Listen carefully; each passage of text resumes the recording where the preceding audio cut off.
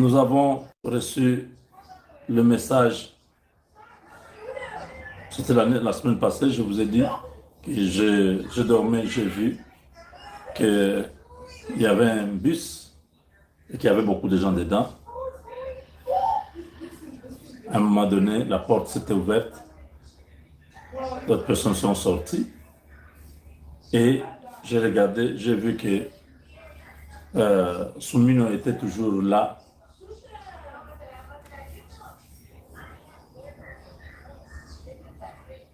Quand j'ai posé la question, ça me dit, voilà, tu as compris qu'il va continuer et que les autres vont descendre, d'autres vont partir. Je vous, ai, je vous ai dit ça depuis, c'est combien de jours maintenant? Ça fait une semaine. Je dis que Soumino va continuer. Vous vous rappelez? Il y a les spéculations, on dit que Fayulu, jeune homme,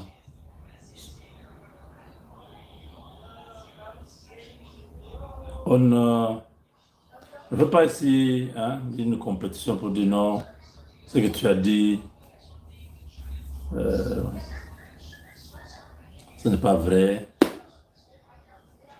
Tu as entendu, pourquoi tu dis comme ça? Bon, si vous pensez que je ferme les yeux pour créer des songes, des visions, c'est pas moi, vous ne me connaissez pas. Quand je voyais là, les gens se posaient des questions, mais il est toujours là. Oui, il est toujours dans la voiture. C'est-à-dire, quand je voyais, c'est comme si les gens se disaient, mais il n'a rien fait, il ne mérite pas être là, il ne mérite pas continuer. Pourquoi il est toujours dans la voiture? Donc, c'est ce que je suis en train de vous dire, que c'est vrai qu'il n'a pas été, elle n'a pas eu un bilan euh, comme on attendait, que c'est une première femme ministre et tout ça.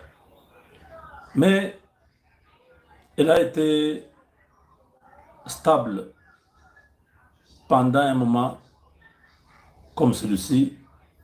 Dans beaucoup de cas, le gouvernement commet beaucoup d'erreurs. Nous sommes dans une impasse. Il y a la guerre à l'Est et tout ça. Mais elle a conduit pendant toute cette guerre ici, le gouvernement de manière stable. C'est vrai qu'il n'y a pas eu de grandes innovations, pas de réformes, pas de surprises, pas quelque chose de spectaculaire en dehors de la diplomatie qui a fonctionné. Mais le reste, il y a beaucoup de choses à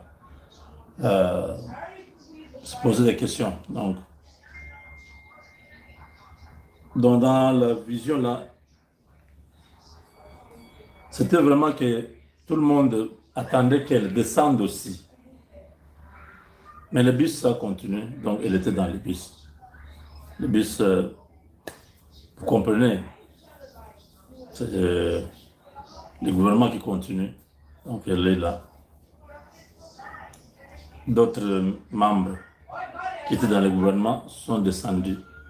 Elle a continué. C'est ce que j'avais vu. Que la gloire soit rendue à Dieu, lui qui rend possible ces genres de messages. Donc, le général Kabi de la garde républicaine, il y a des bruits qui ont couru le soir qu'il a été arrêté. Non, il n'a pas été arrêté, mais il a été aussi invité à faire sa déposition. On lui a posé des questions par rapport à tout ce qui se passe. Il a fait sa déposition et il est rentré chez lui. Il est sorti le soir. Il n'a pas été arrêté.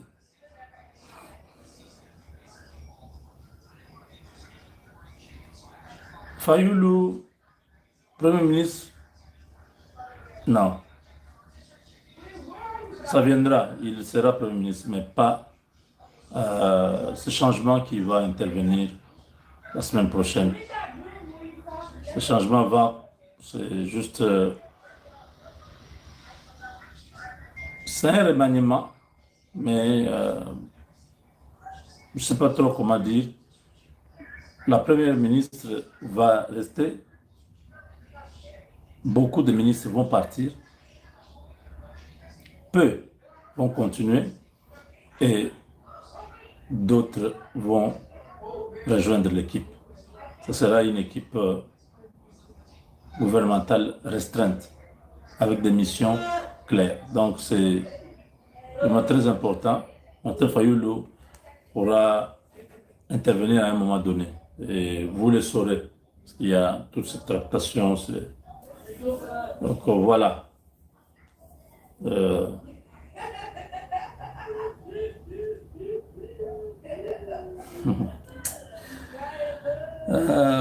ben, Zambi Dineb, Zambi Rujulu, qui m'en au monde. Et moi, mon coup. Quand je suis mon bois, je suis un bois. Quand je suis un bois,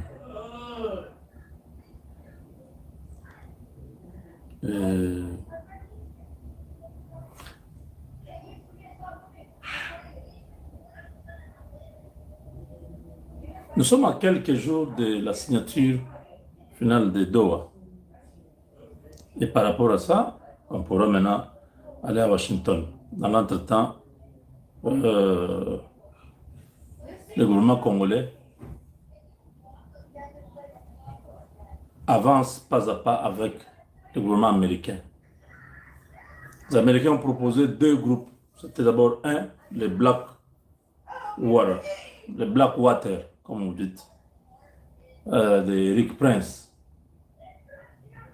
Ils sont les premiers à avoir gagné le marché de sécuriser toutes les mines de la RDC, implémenter un système codé au niveau de toutes les frontières, les frontières de la RDC et restaurer l'autorité de l'État. Ils ont reçu cette mission-là. L'Internet pose problème. C'est revenu. Je n'aime pas parler quand l'Internet bouge. Parce que j'allais parler beaucoup de choses. Les gens ne suivent pas.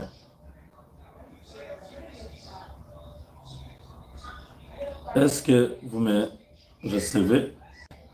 J'aimerais avoir la précision chez vous. J'étais en train de dire que pendant que nous sommes à quelques jours de la signature des accords de Doha,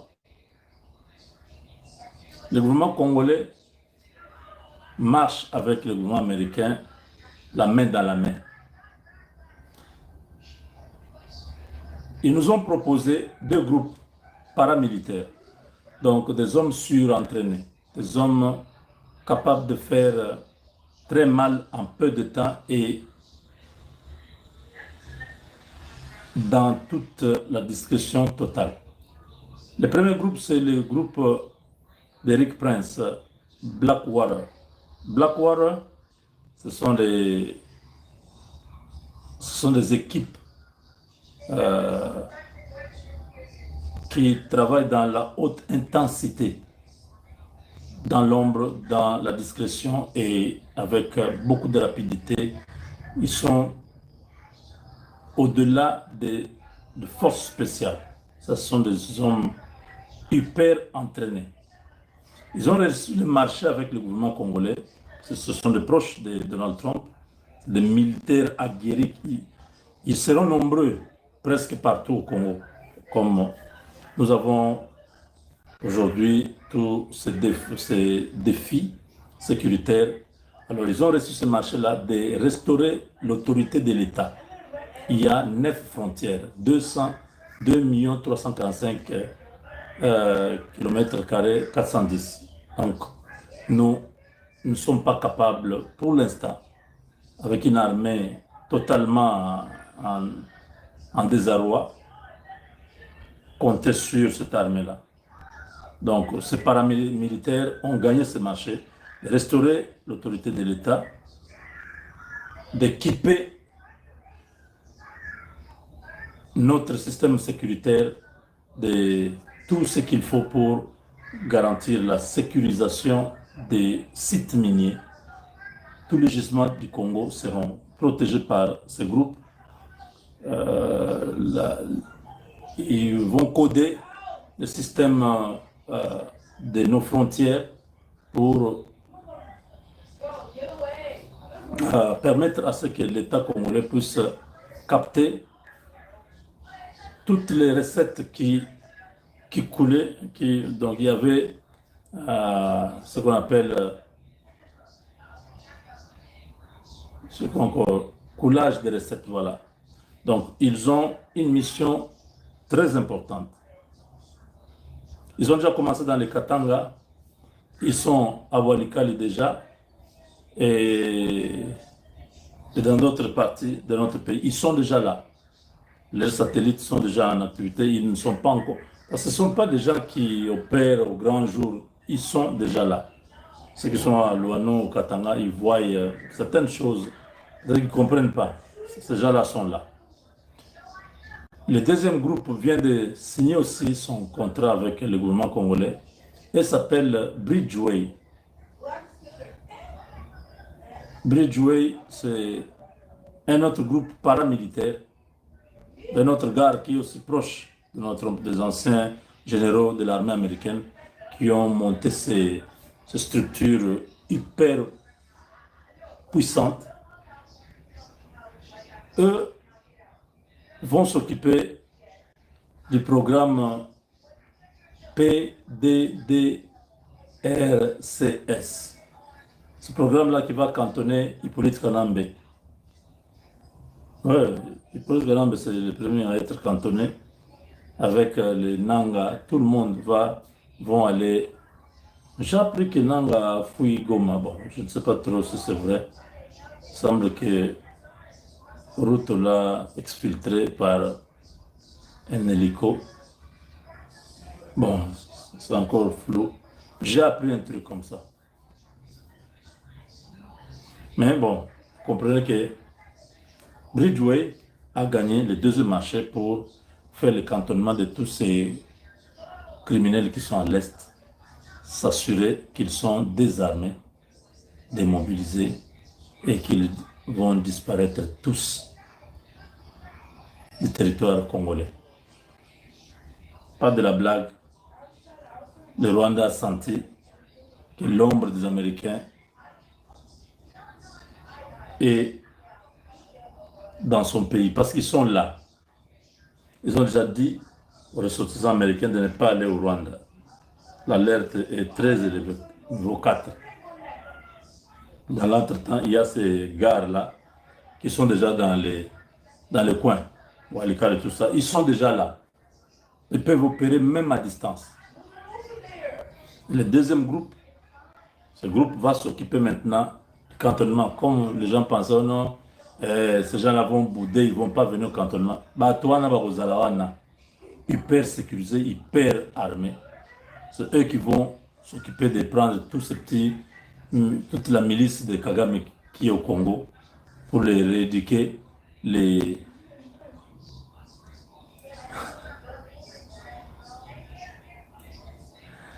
Bridgeway, c'est le Bridgeway plutôt. Une des sections de ces Bridgeway avait été commissionnée par le gouvernement américain à un moment donné pour traquer Joseph Kony, les rebelles là ougandais. Ce sont ces gars là-bas, il y a Kony Akima, on ne sait pas trop s'il est mort ou s'il est. Certains disent qu'il est entré au Congo, d'autres disent non, il est allé vers la Centrafrique. On ne sait pas trop où est-ce que ce gars-là se trouve. Donc ce sont eux qui arrivent. Donc, Kagame est totalement tétanisé. Il ne croyait pas que Tshisekedi allait l'amener sur ce terrain-là. Ces petits plans d'assassinat échouent comme ça. Ça montre que Paul Kagame, c'est un peureux, un type faible, qui a régné seulement par la terreur, tuer les gens. C'est tout ce qu'il sait. Il croyait qu'il va tuer jusqu'à la fin de sa vie. Maintenant, il se rend compte qu'il y a des gens qu'on ne tue pas. J'avais dit cette histoire il y a presque une année ou 2 ans. Je dis, Kagame croyait comme il avait tué Musée, Mobutu. Parce que c'est Kagame, non? C'est grâce à cause de Kagame que Mobutu est allé mourir à l'extérieur avec des soucis. Donc nous pouvons dire que c'est Kagame parce qu'il s'enorgueillit de temps en temps quand il parle, il dit, j'ai fait tomber tous les grands. Mobutu est tombé, Abiyarimana est tombé, Musée est tombé, Pierre Nkurunziza est tombé, Ndadaye est tombé, Tariamira est tombé, Magufuli est tombé. Donc il y a eu à peu près tous les présidents Bantu ou Hutu de la région, Kagame a réussi à les neutraliser. Il pensait qu'il ferait la même chose avec Tshisekedi. Là, il se rend compte que c'est pratiquement impossible. Tshisekedi n'avait même pas encore un mois. On a abattu un de ses avions. On croyait qu'il était dedans. Il n'y était pas. Ils ont empoisonné tout son cabinet. Les gens mouraient lundi, quelqu'un meurt, mardi, quelqu'un meurt, mercredi, on dit non Covid. Le Covid, là, ne peut pas toucher les kabylistes, ne peut pas toucher les gens de Kamere qui étaient au cabinet. Il n'y avait que les gens de Tshisekedi. C'était leur plan de l'éliminer. Ils ont tout fait. Il y a des gens qu'on ne peut pas tuer comme vous pensez là, qui vont être là. Vous essayez tout. Il est là. Parce qu'ils ne dépendent pas de vous. C'est Dieu qui les envoie avec une mission. Quelqu'un qui a une mission ne peut pas quitter avant la fin de la mission. Vous avez vu quand on a vendu Joseph, ses frères croyaient qu'il est mort. Ils sont allés avec un habit ensanglanté. Ils ont montré à leur père. Leur père a fait le deuil. Jacob a pleuré son fils. Se souvenir de sa femme Rachel.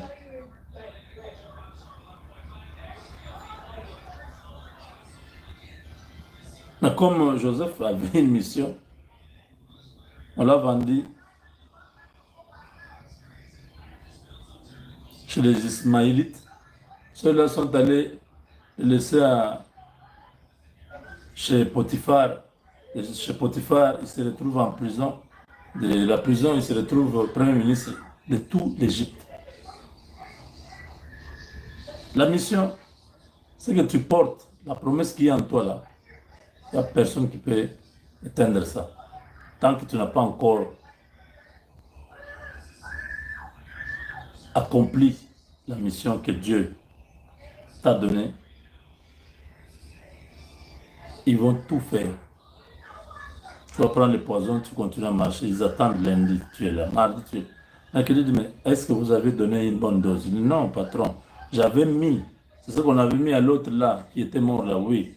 Mais comment lui ne meurt pas? Non, mais lui n'est pas de la même nature que vous. Vous êtes tous les agents de l'enfer. Lui, c'est un citoyen du ciel. Il ne va pas mourir comme ça. Même si vous prenez le breuvage mortel, cela ne vous fera aucun mal. Ça, ce sont des promesses que Jésus a données à ceux qui vont croire en lui.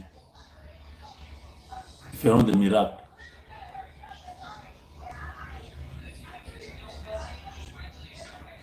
Marcheront sur les serpents et sur les scorpions, même s'ils prennent les breuvages mortels. Breuvage mortel, c'est le poison. Ça a été déjà anéanti dans la Bible. Donc, quand vous donnez à quelqu'un le poison, si la personne-là, c'est un chrétien, né de nouveau, converti, qui craint Dieu, ça ne fera rien. Vous verrez, il a bu, il sort. Ah bon, on se voit demain. Hein? Vous regardez, vous dites, oh, le pauvre, il va mourir cette nuit.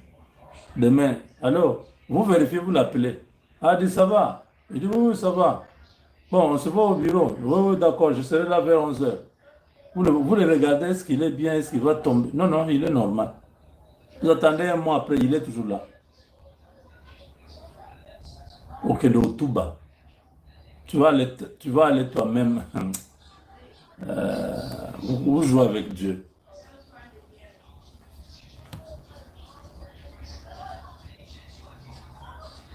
Vous mélangez les choses. Vous ne connaissez même pas vraiment Dieu. Vous avez autre chose, vous faites des choses. Quand je parle comme ça maintenant, vous ne croyez pas, vous dites, ah, est-ce que c'est vrai ce qu'il est en train de dire? Je vous dis que c'est vrai. Christ est réel. Christ, ce n'est pas une fiction, ce n'est pas une histoire. On ne vous raconte pas un livre où il y a 2000 ans, quelqu'un était sur la terre qu'on a appelé Jésus qui faisait des choses. Non, il est là pendant que je parle ici. Il agit. Il délivre les captifs, guérit les malades. Il sauve ceux qui étaient destinés à la perdition. Il amène une nouvelle vie là où tout était détruit. Il te donne la promesse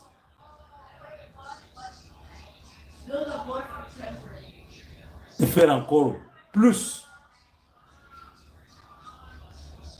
Je te montrerai de grandes choses, choses qui ne sont pas montées au cœur de l'homme. Les choses que l'œil n'a pas vues, que l'oreille n'a pas entendues. Bitu bitu muntu kaimanje kwela shimenji bone bitu kokuto nsambi kwenzele nabi.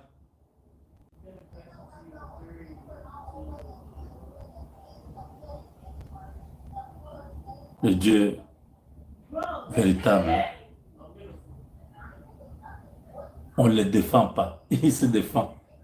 On ne cherche pas à le présenter, non, non, non. Lui-même quand il fait, toi-même le langage change. Tu dis, ah, oui, oui, tu vas dire vraiment que tu n'as pas cru.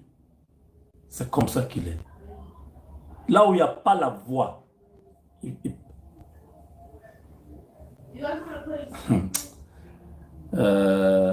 trace.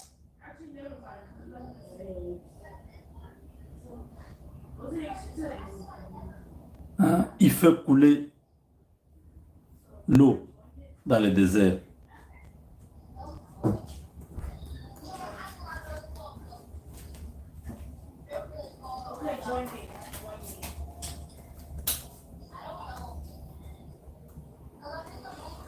Donc,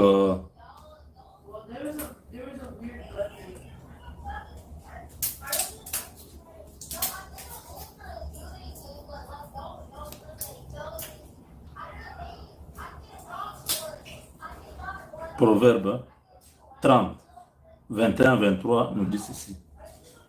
Il y a 3 choses qui font trembler la terre. Ou bien on parle. Et même 4 qu'elle ne peut supporter. Un esclave qui devient roi. Un idiot qui vit dans l'abondance. Et une femme audacieuse qui trouve à se marier.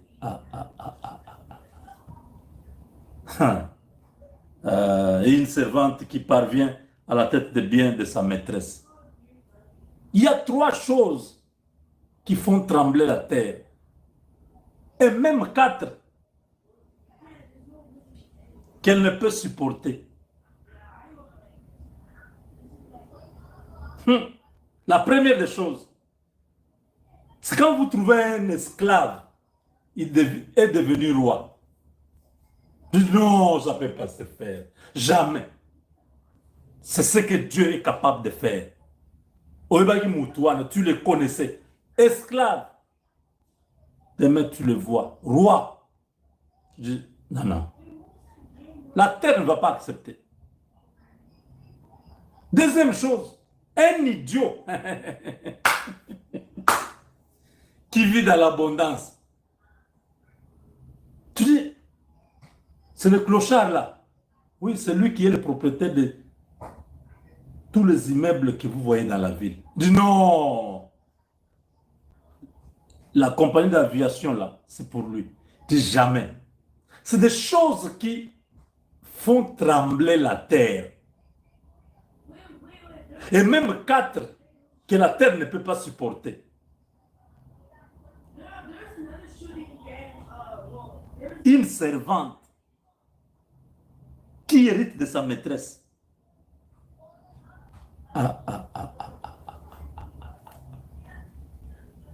Makambanzam. Quand vous lisez la Bible, bitu bien moignes. Hein? Oh. Quand vous avez connu des hommes qui aiment Dieu, qui ont la grâce, les dons, qui ont les choses de Dieu dans leur ventre, quand ils prêchent, non, votre vie va être impactée et vous changez. C'est ce qui s'est passé dans ma vie. Le fondement était solide. J'ai cru à Mweka en 96. Oui.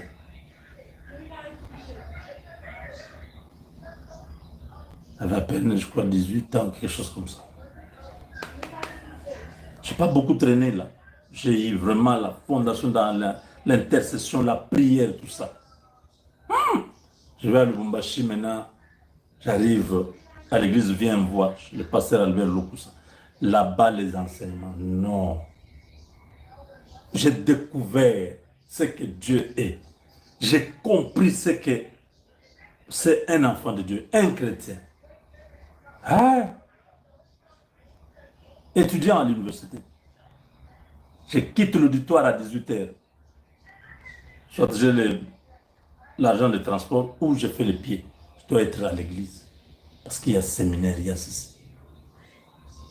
Les choses que je vous parle ici, je n'ai pas ramassé. C'est des choses que Dieu a mis longtemps avant en nous. Pour qu'aujourd'hui, je puisse partager avec vous. Il y a des choses, quand vous allez le faire, le monde ne croira pas. Christ vit. Parce qu'il vit, je n'ai rien à craindre. Mes lendemains sont assurés. Parce que tout est entre ses mains. Il tient ma vie. Aujourd'hui et dans les siècles qui viennent. C'est lui. Le Seigneur est bon. Et sa miséricorde dira toujours. Que Dieu bénisse chacun de nous pour avoir suivi ce message qui intervient à la fin de l'émission. Si vous avez besoin d'avoir la paix du cœur, vivre en harmonie avec vous, envers ceux qui sont autour de vous, cherchez la paix avec tous.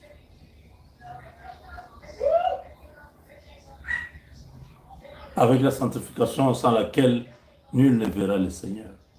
Vous avez besoin de vivre une vie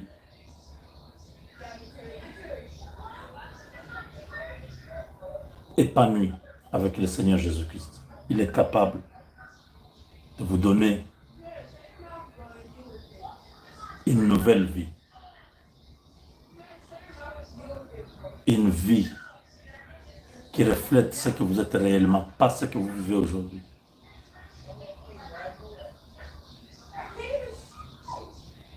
Il dit, il bâtit sur d'anciennes ruines. Donc, là où tu es tombé, c'est là où tu vas te relever. Là où on s'est moqué de toi, c'est là où Dieu va te célébrer. Pas ailleurs, toujours là où tout le monde t'avait repoussé. Les gens vont t'admirer. Le Seigneur est capable de ça. Il n'est pas allé mourir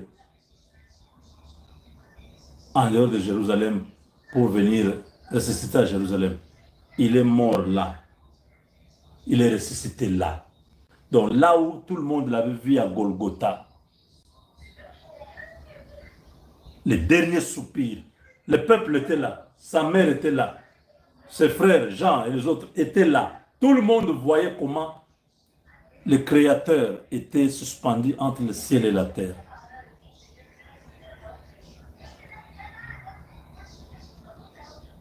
Il dit, femme, voici ton fils. Ah, il est mort. Il a rendu l'âme. Il est parti. On l'a enseveli. Il est ressuscité là. Le souverain sacrificateur, les le gouverneur, le roi, tout le monde a appris que l'homme que vous avez tué, il est ressuscité. Vous imaginez? Une consternation. Un soir, un jeudi soir, on a tué quelqu'un. C'est le message qui se dit partout. Tout le monde parle. L'homme était extraordinaire. Il marchait sur les eaux. Il a multiplié la nourriture, le pain, tout ça. Il a transformé l'eau en vin à Cana, à la noce de Cana. Il a guéri les lépreux. Il a ouvert les yeux des aveugles. Il a ressuscité les morts. Lazare. Il y avait plein de choses que les gens se racontaient. Le vendredi soir, les gens ont continué l'histoire. Ah, il est vraiment parti. Le samedi soir, les gens ont continué à parler de ça. Et le lundi matin, ces femmes sont allées, elles ont vu, elles étaient témoins que l'homme n'était plus dans la tombe. C'est un ange qui les intercepte pour leur dire, pourquoi cherchez-vous celui qui est vivant parmi les morts? Allez, vous a déjà précédé. C'est celui-là que je vous parle. Toi qui me regardes chaque jour, tu n'aimes pas changer ta vie. Le Seigneur te parle à toi. Je ne parle pas à cette multitude de gens qui me regardent. Je te parle à toi. Le Seigneur a besoin que tu puisses changer ta vie. Le Seigneur veut que tu puisses lui donner, lui confier la direction de ta vie. Qu'il soit ton Seigneur et ton Sauveur.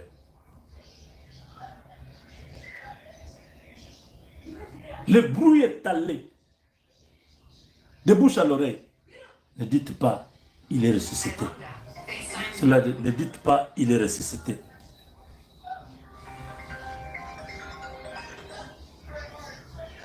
Le souverain sacrificateur, ne dites pas, mais il est ressuscité. Les gardiens sont allés parler, ne dites pas, il est ressuscité. Le bruit a circulé jusqu'aux oreilles des autorités. Ils ont compris que l'homme, c'était lui.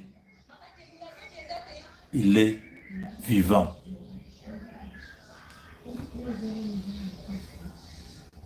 Je te prêche cet homme. Crois en lui. Donne ta vie à Jésus-Christ et sois sauvé. Si tu as besoin vraiment de donner ta vie au Seigneur, écrivez-moi dans les commentaires. Je vais te recommander à un homme de Dieu dans la ville où tu es, si je connais. Aussi, tu connais une église vivante, va te présenter. Dites-leur, j'ai suivi un programme sur le Congo Etano sur YouTube. On m'a dit, j'étais touché. Je suis venu pour que vous puissiez prier pour moi. J'aimerais donner ma vie au Seigneur. Donne ta vie au Seigneur, mon frère, ma soeur. Le temps n'est pas de notre côté. Les temps sont mauvais. Rachète le temps. Peut-être que c'est ton dernier jour.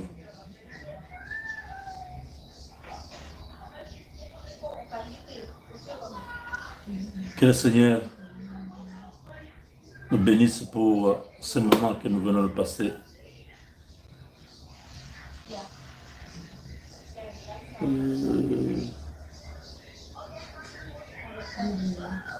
Avec Dieu, nous vaincrons.